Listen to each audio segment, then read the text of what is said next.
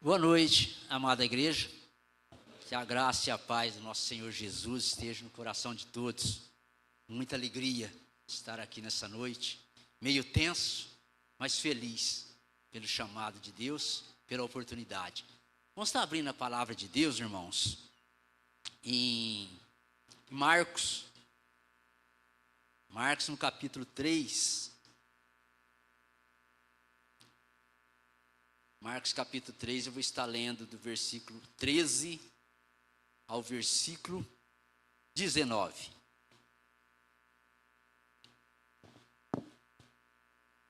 Marcos 3, 13 a 19.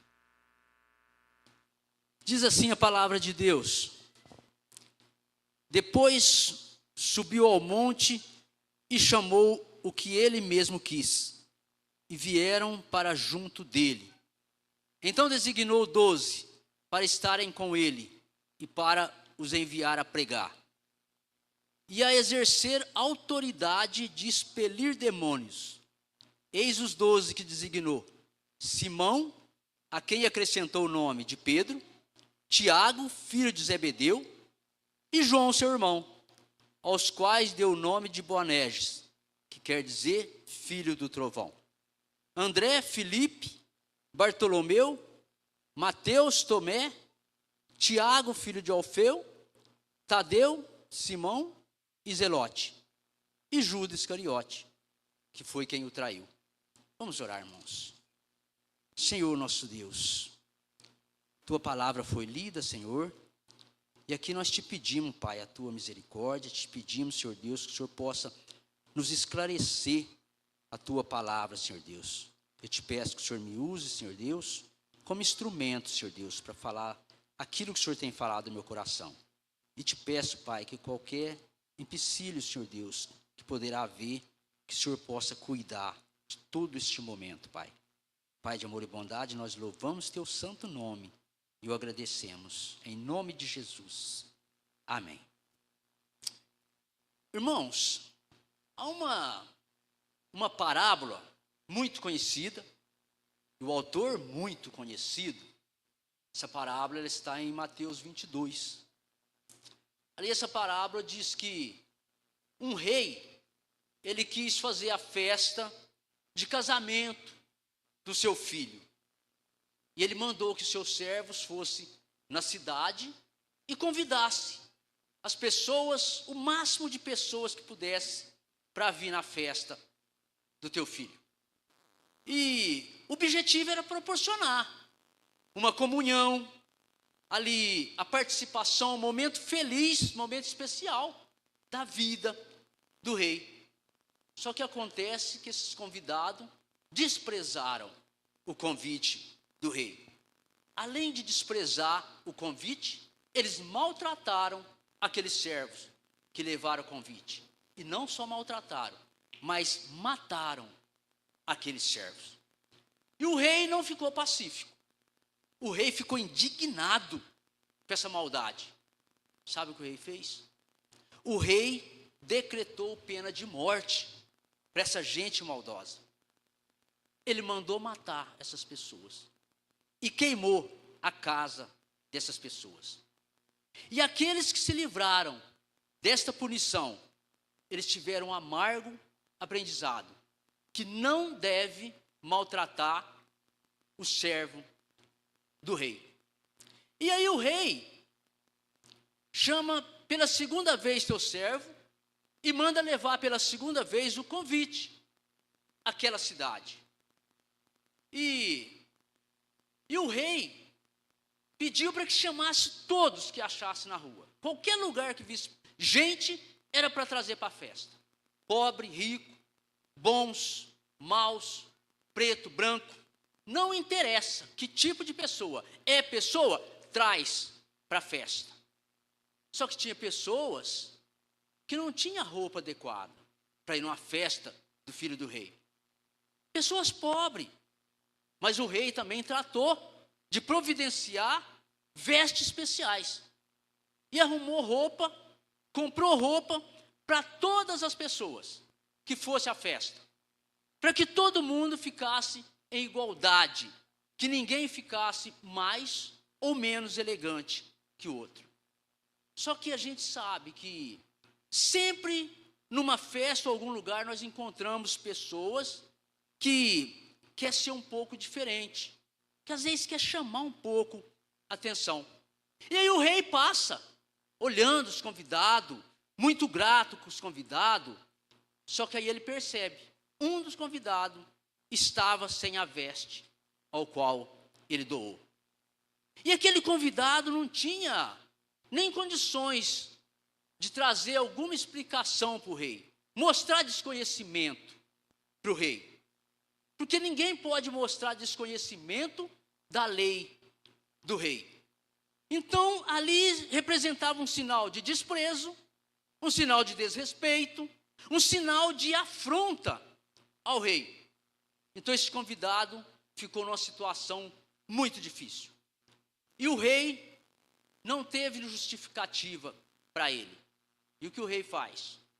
O rei pega seus servos e manda que amarrasse a mão e os pés desse convidado e tirasse fora da festa.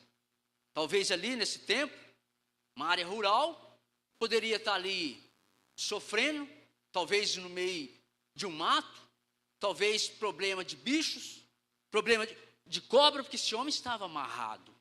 Essa foi mais uma punição que o rei deu a esse homem. Mas vamos voltar no texto que nós acabamos de ler. Marcos 3, 13 a 19. O que é que nós vemos nesse texto? Nós estamos vendo nesse texto aqui um chamado aos discípulos. E há uma semelhança com este convite, com esse chamado que o rei faz nessa parábola. Então, nesse texto, Jesus chama 12 discípulos para conviver com ele, para estar com ele, trabalhando com ele. E nesse chamado nós vemos instruções para os seus discípulos. Então, a vontade de Jesus é que os seus discípulos sejam como essa turma, esses segundos convidados do rei. Aqueles que aceitaram o convite, a festa, aqueles que participaram da festa, aqueles que gozaram da alegria da festa ali do rei. Então Jesus encoraja aos seus discípulos a terem o mesmo prazer, o mesmo amor, a mesma alegria que tem o Filho de Deus.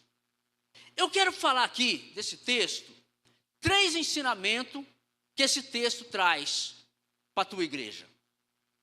O primeiro ensinamento nesse texto fala do chamado de Jesus. O versículo 14 que nós lemos diz: então designou 12 para estarem com ele. Aqui nós estamos vendo o chamado de Jesus ao seu discípulo. Isto nos faz lembrar do chamado do Espírito Santo de Deus à nossa vida. Ou seja, a nossa aceitação, a nossa conversão à salvação. O viver ao lado de Jesus. Muitos de nós nasceram talvez num lar cristão, num lar evangélico. Mas nem todos teve este prazer ou esta oportunidade de nascer num lar evangélico. Muitos vieram conhecer a Deus depois de muito tempo, depois talvez de algum sofrimento a mais na vida. Então receber a graça, receber o chamado do Espírito de Deus, a conversão, a salvação, isso é muito maravilhoso. Então nós podemos perguntar: por que nós fomos resgatados? Por que Deus nos chamou? Qual é o nosso mérito para Deus ter nos escolhido? Por que Deus não deixou nós naquela caminhada que nós estávamos vivendo? Muitas vezes achava que era uma caminhada até boa, até felizes, sem ter entendimento da situação em que vivíamos.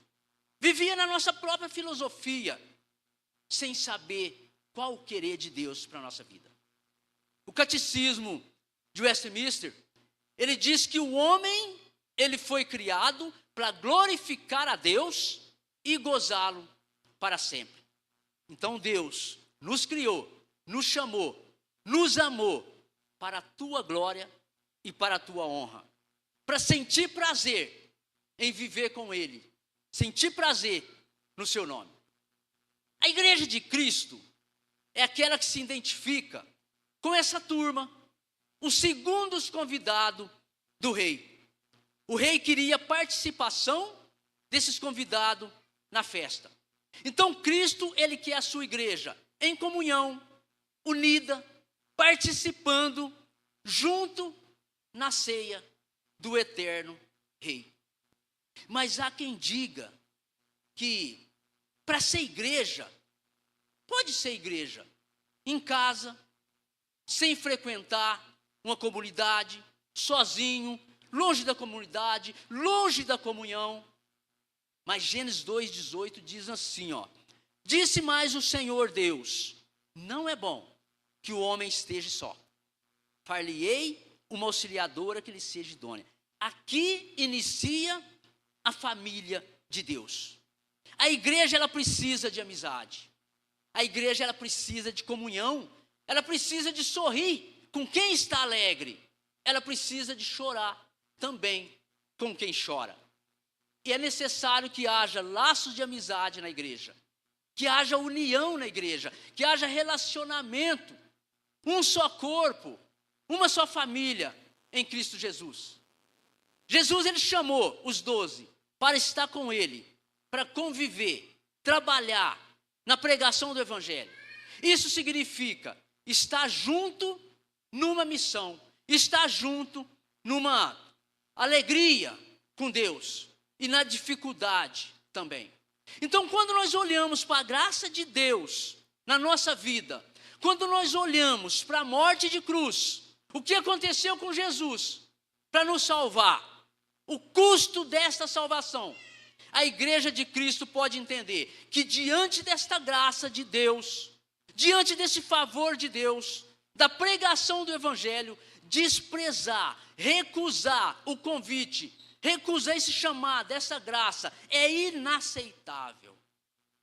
Cristo, ele pagou um preço que nunca conseguiremos pagar, o preço de cruz.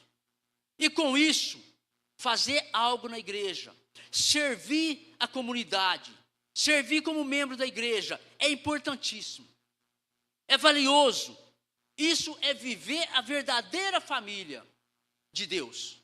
Deus, teu trabalho na igreja, a sua função na igreja, as suas ofertas na igreja, o seu dízimo na igreja, os nossos dons, talentos, que está à disposição da igreja, no trabalho do Senhor, tudo isso é grandeza, é bênção, é reconhecimento de que nós, igreja, estamos entendendo o que é viver como família de Deus. Isso alegra e muito o coração de Deus. Então, fazer parte desta comunidade chamada Igreja de Cristo e ser convidado a Cristo não é ser apenas um simples convidado, fazer apenas número, mas é mais importante, é a certeza de que o Espírito Santo de Deus abriu o nosso coração e a nossa boca confessa ao homem e aos céus que nós aceitamos o convite do Rei da Glória. E aceitar esse convite é muito especial. É ser escolhido, regenerado, das trevas para a maravilhosa luz. E ainda ter morada especial na casa do Rei. Lucas, no capítulo 15, no versículo 7, diz assim, digo-vos que assim haverá maior júbilo no céu por um pecador que se arrepende do que por 99 justos que não necessita do arrependimento. Irmãos, nós temos visto aqui na igreja, mês após mês, publicação de fé, batismo de pessoas que têm aceitado a Cristo. Todas as vezes que isso acontece, amados, um arrependimento de um filho de Deus, uma aceitação, uma publicação de fé, a festa no céu. Os anjos estão fazendo festa para um pecador que se arrepende. Então nós somos escolhidos para a ceia do eterno Rei, da glória do Rei para sempre. E ainda mais, Deus nos deu como igreja ser a própria noiva do Filho do Rei. Um segundo ensinamento que tem nesse texto é o poder que Deus dá para a tua igreja.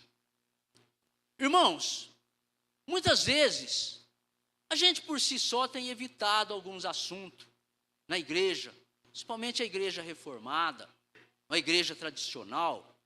Então a gente às vezes, por si mesmo, às vezes evita falar de algum assunto, porque tem assunto na igreja que dá uma tonalidade de palavras dura, dá tonalidade de palavras pesada. Então às vezes a gente por si só acaba tomando esses cuidados, até para evitar algumas polêmicas. Só que quando o texto nos trata desse assunto, não tem como você negar o assunto que está no texto e que Deus está falando no texto. Certa vez, até os discípulos acharam que Jesus tinha palavras duras, palavras pesadas, porque Jesus estava tratando de assuntos polêmicos. E eles entenderam que a palavra de Jesus era pesada. Em João 6, no versículo 60, diz assim, muitos dos seus discípulos, tendo ouvido tais palavras, disseram, duro é esse discurso. Quem pode ouvir? Irmãos, vocês já pensaram naquele jovem rico? Aquele jovem rico, ele queria seguir Jesus, e Jesus diz para ele, vende tudo que tem, dá aos pobres e me siga. Vocês acham que uma palavra dessa é dura ou não? Você já chegou a imaginar quanto tempo você levou para comprar a sua casa, comprar o teu carro? Quantas prestações? 48? 46 prestações? Às vezes alguém conseguiu uma herança do pai, do avô? A tua firma, quanto tempo você demorou para fazer tudo isso? E aí chega Jesus e diz para você, vende tudo que tem, dá aos pobres e siga. Aí você vai procurar pobre. Você anda lá naquela baixada perto da rodoviária ali, se concentra, muito pobre ali. Fala, vende tudo o que você tem para você me seguir. Vai lá e dá aos pobres. Você já pensou que palavra difícil, irmãos? Que palavras duras. Só que Jesus não falou isso para você. Quando você veio para cá, quando você professou sua fé, você veio para a igreja Canaã, Jesus não disse para você, vende tudo que tem, dá aos pobres. E Jesus também não vai dizer isso para você. Porque Jesus disse isso, nesta época que Jesus fala essas palavras, chama até aquele povo de hipócrita. Era porque era uma época que aquele povo tinha em mente uma religiosidade. Aquele povo vivia na religiosidade, na hipocrisia, e Jesus traz a eles essas palavras firmes, para que eles pudessem entender o verdadeiro evangelho de Jesus. E hoje essas palavras, ela cai para nós. Então Jesus traz essas recordações dessas palavras, como em Lamentações 3:21, que Jeremias, aquele tal dito como profeta chorão, Jeremias disse assim, quero trazer na memória aquilo que te traz esperança. Jesus está fazendo isso, trazendo para a tua memória aquilo que é melhor para a tua vida, aquilo que te traz esperança. Jesus não vai te cobrar isso, mas Ele está trazendo aquilo que Ele cobrou daquele povo que vivia na hipocrisia. Então esse texto nos traz essas referências. No versículo 14 e no versículo 15, diz assim, ó, então designou 12 para estar com ele e para enviar a pregar e a exercer autoridade e expelir demônio. Atos 19, do 13 ao 16. Ali conta uma história de 7 jovens. Esses 7 jovens eram filho de um sumo sacerdote chamado Seva. Esses jovens não tinham o mínimo comprometimento com Deus, com a palavra de Deus. Mas esse jovem era um jovem empolgado. Esse jovem acompanhava os trabalhos de Paulo, eles acompanhavam Paulo, eles gostavam muito de ver as pregações de Paulo, ver os milagres que Paulo fazia, Paulo expulsando o demônio. Esse jovem acompanhava Paulo, só que comprometimento, nada com a palavra de Deus. E um dia aparece um homem endemoniado, e esse jovem achou que poderia tirar o demônio desse homem. Esse homem endemoniado, o jovem chega, e esse homem diz para aqueles jovens: eu conheço Jesus, eu conheço Paulo, mas e vós, quem sois? E esse homem, esse demônio, atacou esses jovens, machucou esses jovens, rasgou a roupa desses jovens. Esse jovem teve que correr nu pela cidade, peladões pela cidade. Certa vez, houve uma situação inusitada aqui, nessa igreja. Isso faz muito tempo. Faz aí uns 25 a 30 anos. Então, para falar desse assunto, eu procurei ligar para o pastor Alveí, que estava aqui nessa época. Procurei ligar para o presbítero Daniel, que também estava aqui nessa época. O senhor Daniel hoje está aí, né?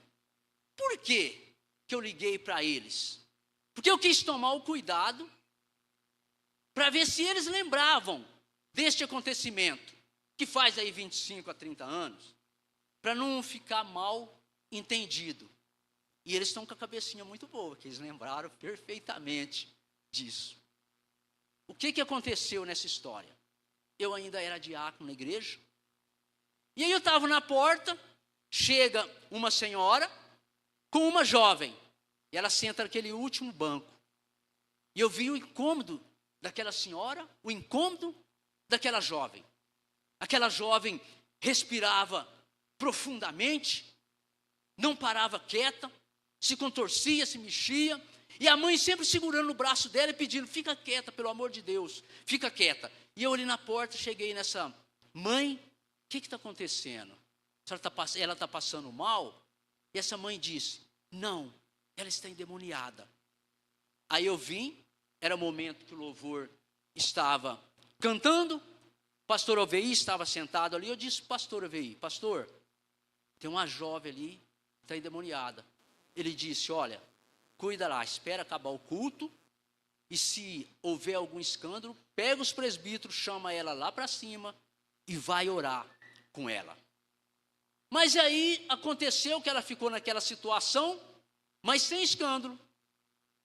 E aí o culto acabou, o pastor fez o culto normalmente. Quando acaba o culto, ele chama todos os presbíteros e nós entramos nesse berçário e começou a orar por essa jovem.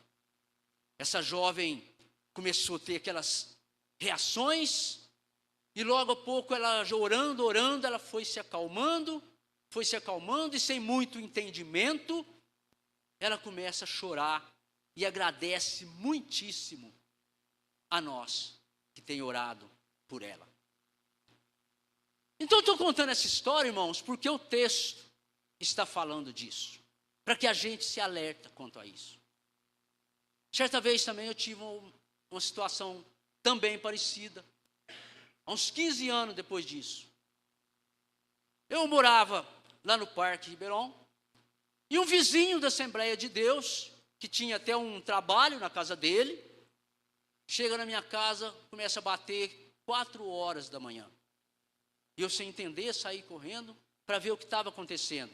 Falei, meu irmão, vamos ali no vizinho que está acontecendo um caso lá e é demoníaco.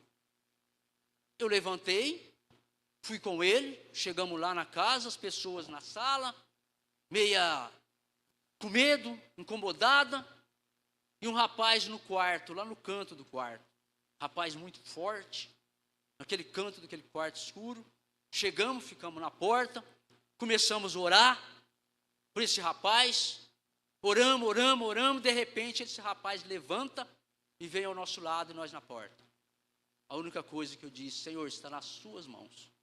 Ele passou por nós, sentou no sofá, sem muito entendimento, e começa a ficar mais tranquilo, sóbrio. E aí ele pergunta o que está acontecendo, e ele sentiu muita vergonha. Chorou muitíssimo, pediu 1000 perdão e 1000 desculpas. Tudo isso, irmãos, não houve nada de mirabolante nisso, nada de extraordinário nisso. Tudo foi feito no temor de Deus e em oração. Em oração. Sabe o que aconteceu com esse jovem? Depois de 2, 3 anos, ele se converteu. E hoje a família inteira está na igreja e tem ministério na igreja. Então Jesus, ele nos dá poder, ele dá poder para a sua igreja, ele dá poder para o seu discípulo, e ele está dizendo aqui até de expulsar demônio. Você já pensou nisso? Você já pensou no poder que tem a igreja de Jesus? Você já pensou no poder da oração? Aqui nós temos grupo de oração, nós temos grupo de oração em casa, nós temos oração na primeira semana do mês. Vem orar com nós, porque a igreja tem muito poder. A oração é poder da igreja. Você já pensou no poder do evangelismo, o poder da cura, o poder da pregação? Neste momento, quantas pessoas essa pregação está alcançando? A pregação que há aqui na igreja sempre está alcançando muita gente e mudando muita vida. Mas você já pensou também o que aconteceu com aqueles 7 filhos de Seva? Você já chegou a imaginar aquelas palavras ditas pelo maligno? Eu conheço a Cristo, eu conheço a Paulo, e vós, quem sois? Por isso que Jesus está nos ensinando a viver um evangelho na dependência de Deus, a viver um evangelho no comprometimento de Deus, porque o poder de Deus, as suas promessas, é para aqueles compromissados como família de Cristo. E há um diferencial nisso. Jesus instiga aos discípulos a ser sal da terra, a ser luz no mundo. E Paulo disse em Filipenses 4:13, tudo eu posso naquele que me fortalece. Paulo disse que tudo ele pode. Tudo posso naquele que me guia, naquele que me salvou, naquele que dirige os meus passos, naquele que fortalece diante das minhas fraquezas. Então, este poder de Deus vem do Espírito de Deus para a tua igreja. Não somos poder nosso, é poder que vem de Deus para a tua igreja. Então, se o poder vem do Espírito Santo, a igreja precisa estar cheia do Espírito Santo. Nosso presbítero Adilson tem dado aula aqui sobre a igreja cheia do Espírito Santo na escola dominical. E para a igreja estar cheia do Espírito Santo, a igreja precisa buscar também para ser bênção e receber esse poder. Como buscar poder? Efésios 6. Efésios 6, do versículo 10 ao 18, nos fala sobre isso. Eu vou ler aqui bem rápido, às vezes vou cortar algumas palavras. Efésios 6, do 10 ao 18. Versículo 10. Fortalecido no Senhor e na força do seu poder. Versículo 11. Revesti-vos de toda a armadura de Deus, para que ficar firme contra a cilada do diabo. 13. Portanto, tomai a armadura de Deus para resistir o dia mau e permanecer inabalável. 14. Estai firme, cingido com a verdade, vestido-vos com a couraça da justiça. 15. Calçai os pés com a pregação do evangelho da paz. 16. Embraçando o escudo da fé, podendo apagar os dardos inflamáveis do maligno. 17. Tomar o capacete da salvação, a espada do Espírito, que é a palavra de Deus. 18. Com oração e súplica, em todo o tempo, no Espírito, vigiando e perseverante na súplica dos santos. Então, quando Paulo se refere ao poder, quando ele diz que pode tudo, ele não se refere àquela vida anterior em que ele vivia, que ele perseguia a igreja, mas ele se refere à nova vida com Cristo, a sua conversão em Cristo. Paulo, ele testifica Cristo como fortaleza, como socorro bem presente. Aquele que te fortalece durante toda a sua vida. Um terceiro ensinamento que esse texto nos traz é o comportamento da igreja de Cristo. Vamos olhar para o versículo 17. Versículo 17 diz: Tiago, filho de Zebedeu, e João, seu irmão, ao quais deu o nome de Boanerges, que quer dizer filho do trovão. Tiago e João chamava a atenção pela forma que eles se comportavam, pensamentos e atitudes fortes. Então eles foram chamados por Jesus de Boanerges, porque eles eram pessoas de atitude explosiva. Irmãos, o comportamento é algo que pode ser trabalhado na pessoa. Há quem diga que a pessoa nasce com o seu próprio comportamento. E assim a pessoa vai seguindo a sua vida e definindo na sua vida a sua personalidade durante toda a sua vida. Já viram aquelas pessoas difíceis de convivência, difícil de relacionamento, que às vezes é pouco aceita no grupo que frequenta? Aquelas pessoas que às vezes chega num grupo, ela desmancha a roda, porque ela é pessoa difícil. Eu não sou psicólogo, mas eu já ouvi também psicólogos dizer que depois que, muitas vezes, que a pessoa tem certos comportamentos, por causa de certas atitudes na vida, isso é formado no ambiente que ela convive ou formado no ambiente que ela conviveu. É formado na educação que ela recebe ou na educação que ela recebeu. E eu percebo que tem sentido nisso. Por que eu falo que tem sentido nisso? Porque talvez alguma coisa dessa forma eu experimentei na minha vida. Na minha infância, até hoje eu tive muita mudança de comportamento. Muitas atitudes na minha vida. O meu modo de pensar, meu modo de agir e o meu modo de fazer. Eu já fui um menino muito tímido. Eu não falava com ninguém. Eu nunca tinha resposta quando era questionado. Eu sofria bullying na escola.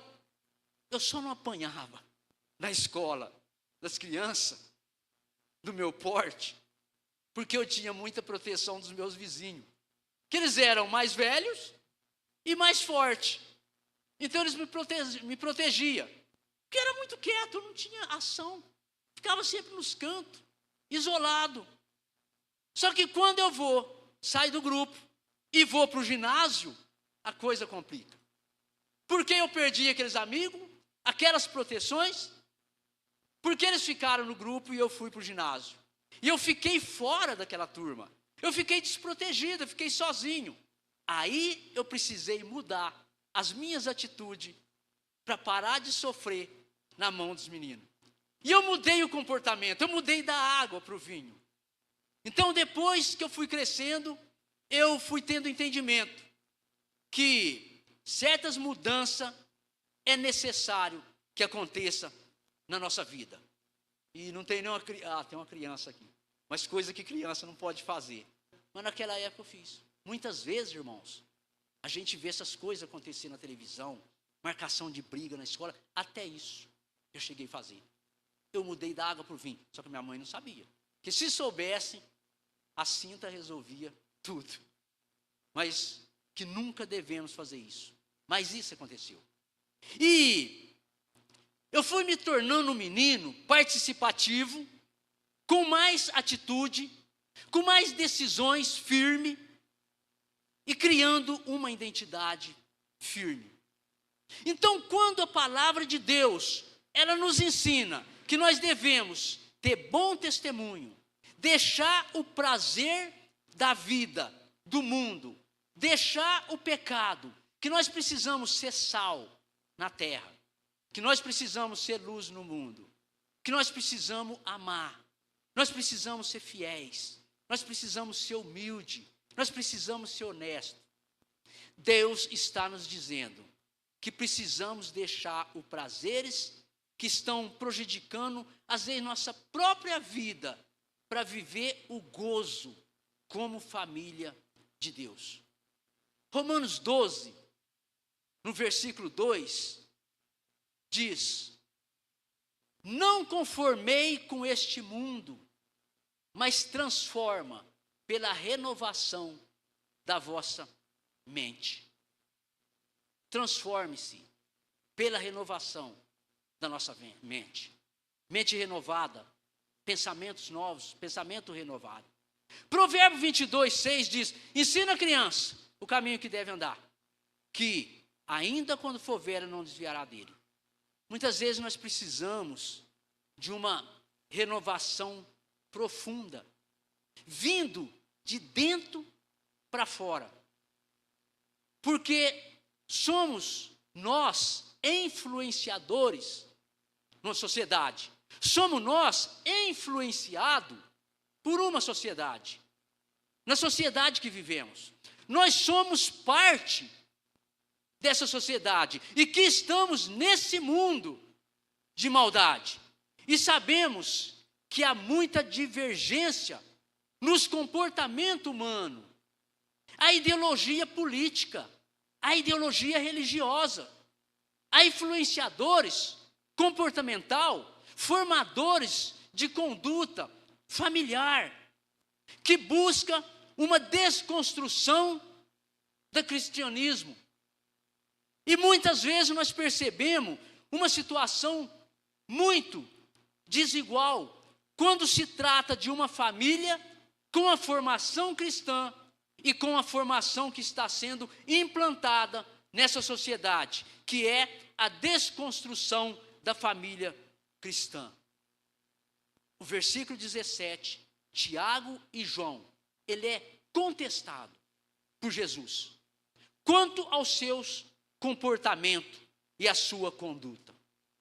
Marcos 9, 38, João, ele proíbe uma pessoa que estava usando o nome de Jesus para expulsar demônio.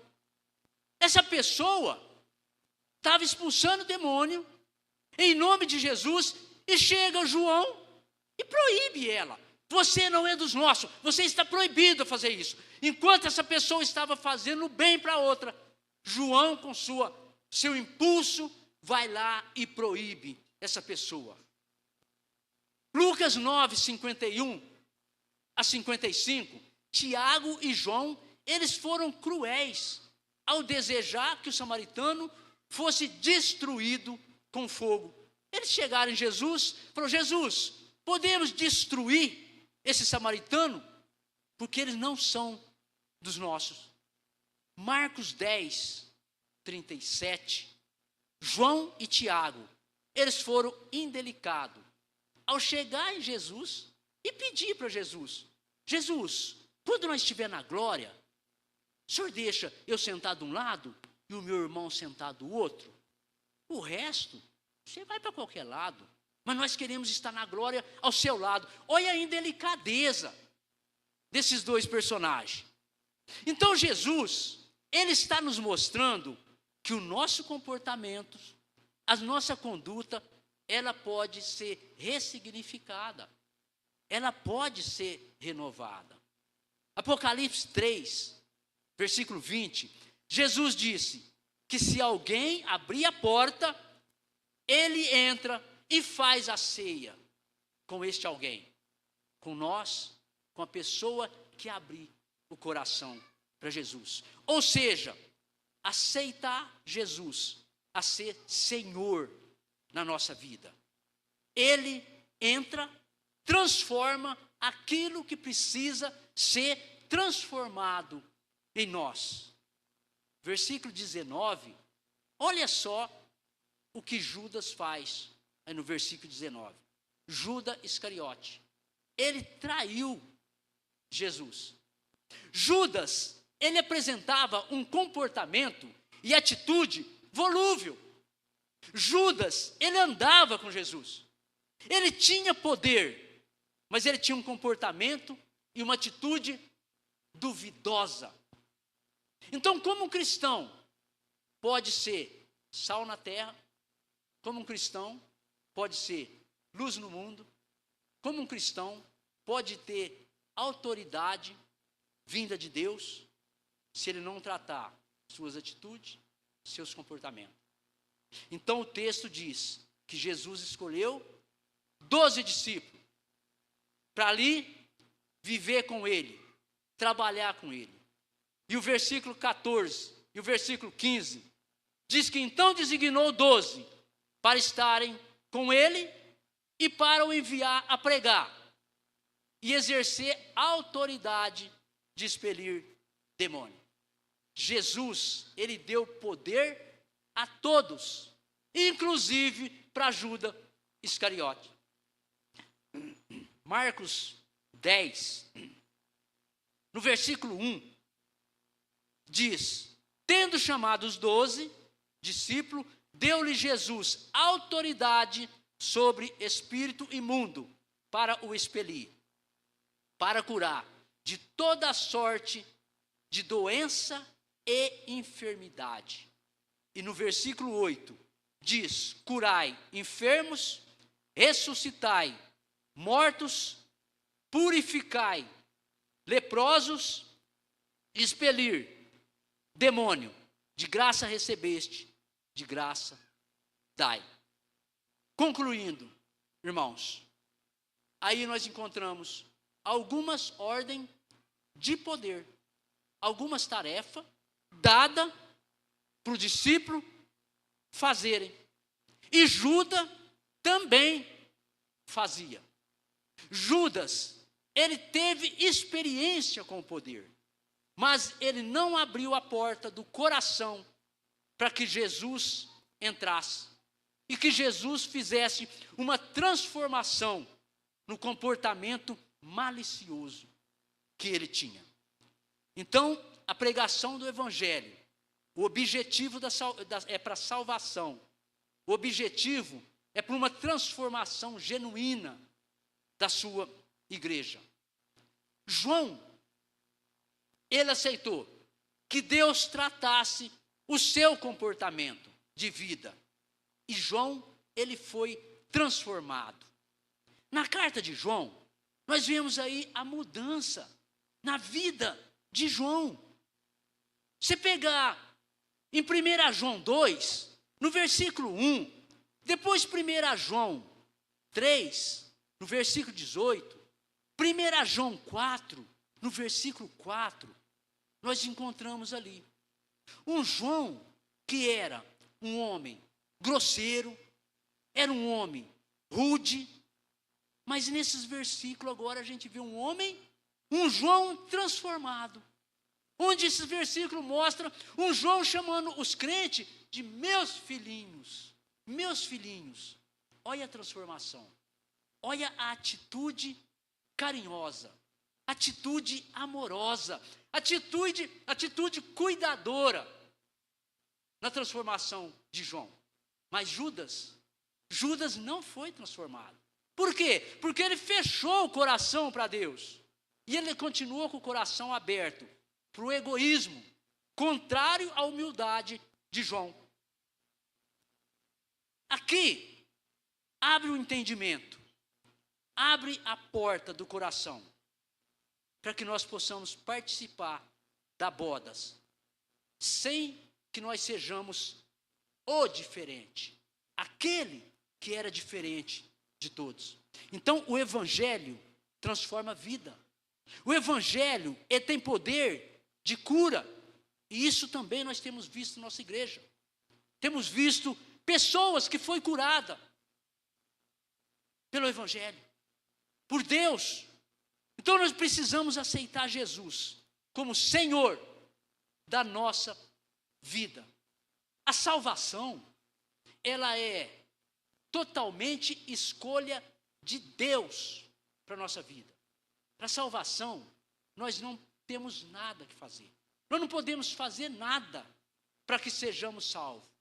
Mas para o desenvolvimento dessa salvação na nossa vida, para o testemunho, para a obediência, para o crescimento, no conhecimento e na palavra de Deus, numa vida como membro de família de Deus, nós podemos tratar pessoalmente nós e Cristo.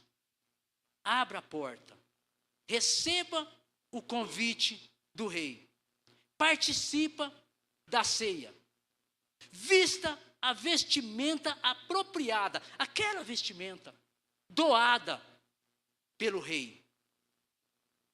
A graça, ela é de graça, mas ela custa caro. E assim viverá a festa para toda a sua vida na eternidade com Deus. Que Deus assim nos abençoe para a sua honra e glória. Vamos orar. Bendito Deus, nós te agradecemos, ó Pai. Nós te damos graça, Senhor Deus, pela tua palavra. Te damos graça, Senhor Deus, pelo teu amor. Te damos graça porque o Senhor tem tratado nós com misericórdia, Pai. O Senhor tem trazido ensinamento para a tua igreja, Pai. E nós louvamos teu santo nome. Porque quem somos, ó Pai, sem a tua presença? Pai, o afastamento do Senhor em nossa vida nos destrói. Por isso nós te clamamos a tua misericórdia. Continue falando ao nosso coração, a nossa vida, para que nós possamos ser cada vez mais ser que agrada o teu coração. Que nós possamos cada vez mais ver pessoas se rendendo ao seu senhorio, se entregando a ti. Cada vez mais nós podemos ver, sentir a festa no céu pelos teus próprios anjos. Pai de amor e bondade, nos leva para casa agora debaixo da sua proteção, Pai. Cuida de nós, da nossa família, dos nossos filhos. Nós te louvamos e te agradecemos. No nome santo e no amor de Cristo Jesus. Amém e amém.